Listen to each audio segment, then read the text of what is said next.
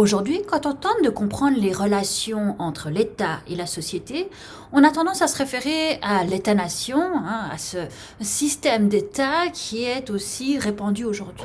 Mais quand on regarde sur la plus longue durée, dans la grande histoire, on se rend compte que cet État-nation a émergé en fin de compte très récemment et que pendant très longtemps, c'était des empires qui ont régné et que la relation entre les empereurs, le centre de ces empires, et les gouvernés était fondamentalement différente.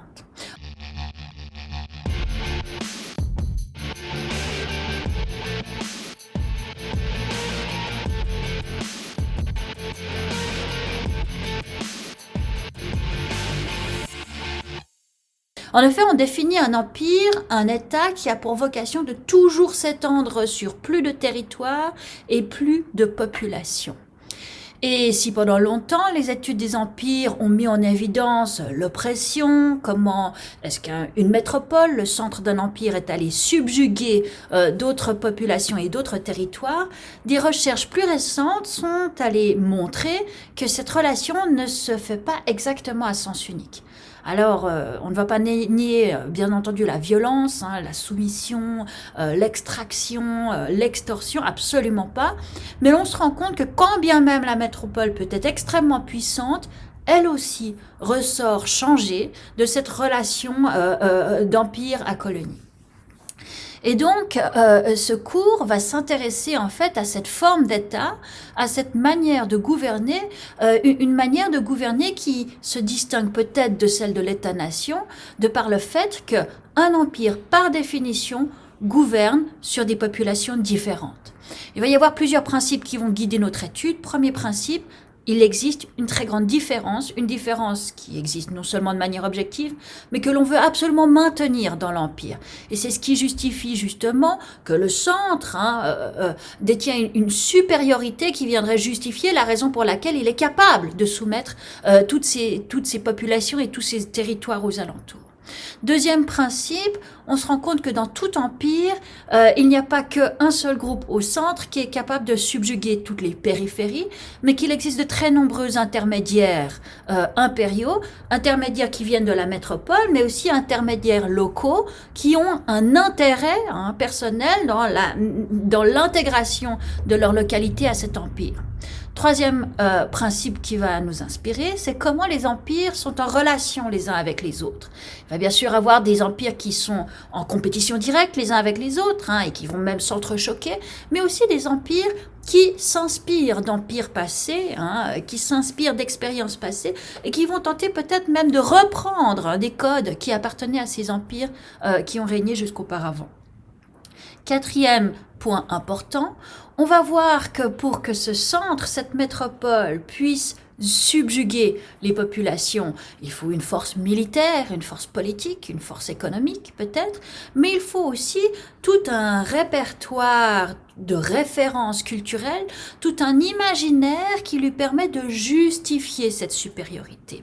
Et de là viennent toute une série de mises en scène, de doctrines, de pensées, d'idéologies qui vont servir à ce centre de mieux maintenir, sans systématiquement déployer l'armée et la police, de mieux maintenir son autorité au travers du territoire.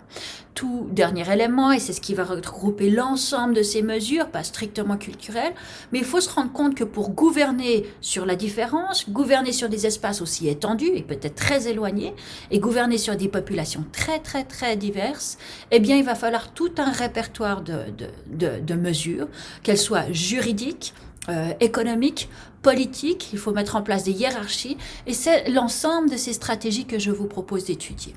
Un avertissement, et c'est là-dessus que j'aimerais conclure.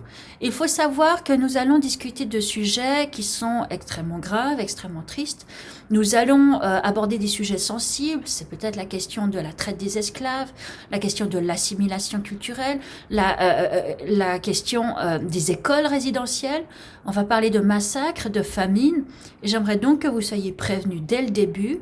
Si vous pensez que ce sont des sujets qui peuvent vous heurter, il faut me prévenir à l'avance ou peut-être passer en revue, en tout cas de manière assez détaillée, le syllabus pour essayer de prévenir ou d'anticiper ce genre ce genre de réaction. Il faut aussi savoir, et là c'est un avertissement d'un autre type, mais quand même un avertissement, que nous allons étudier le rôle de la religion dans ces empires. Parce que vous imaginez bien, la religion va jouer un rôle.